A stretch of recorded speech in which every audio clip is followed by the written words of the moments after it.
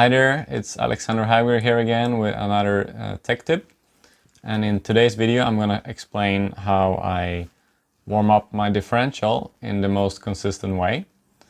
As you may know, when you run a gear differential in the T4 touring car, or any touring car for that matter, or even in a pan car, it's very important to warm up the diff before you get on the track, for the reason that the car stays more consistent if you start your run with a diff that's been warmed up. And this is extra important when you run a heavy diff oil. So by heavy I mean 7, 8, 10,000 or anything higher than that. If you don't warm up the diff and you just put the car on the track, normally you'll struggle for the first few laps, that the car can be a bit loose and then it starts to settle. So to avoid that, we warm up the diff. And how can we do this in the easiest way? I use a function on the M17 radio which is called offset, and this function is often called throttle hold on some radios, but on the M17 the function is called offset. So I'm going to show you how to set it up properly. So take a look at these next few steps. So to set this up is fairly quick, but takes some time to figure out if you don't know exactly how to do it. So I'm gonna show you. We go into settings and you switch to the throttle menu, go all the way down to offset, enter the offset menu, and the type, it's I up, it means idle up.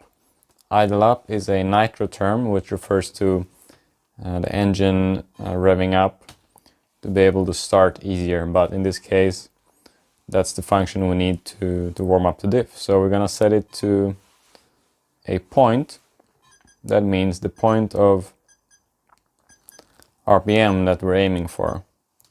We can switch it off for now because we're gonna assign a button for it. But the point, that's again, as I said, is the point of RPM which the throttle will travel to when you hit the button. So that's the point of RPM which is enough for the diff to warm up. So normally it's around 30% for modified.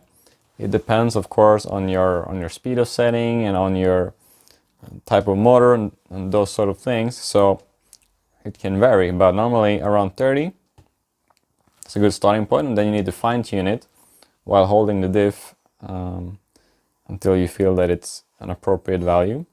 Okay, so then we're going to assign a button for this. So we go into System, Key Assign, and in this case you can choose any button you want, but I'm going to use the switch to, which is this button right here.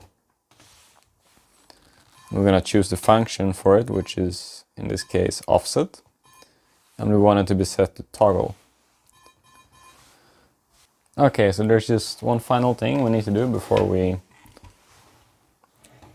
try this. So the car is already on. As you can see, the speedo is lit up.